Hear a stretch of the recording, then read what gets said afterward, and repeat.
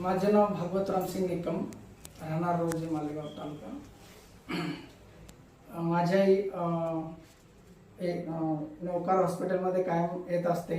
माझ्या आईचे 3 वेळेस ऑपरेशन झाले आणि 3ही वेळेस चांगल्या पद्धतीने रिस्पॉन्स मिळाला व आई आज चांगल्या पद्धतीने वावरत आहे।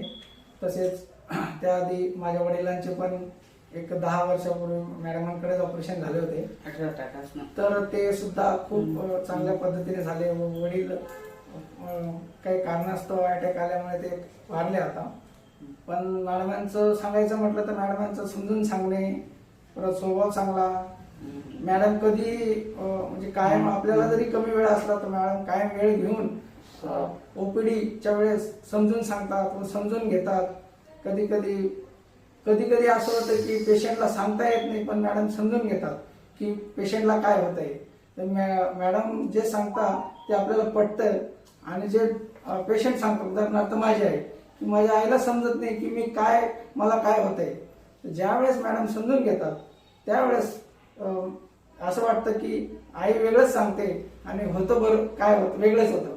त्यामुळे खूप चांगल्या पद्धतीने ट्रीटमेंट घेत असते आई। कधी मी नसलो बी तरी आई एकटी येते।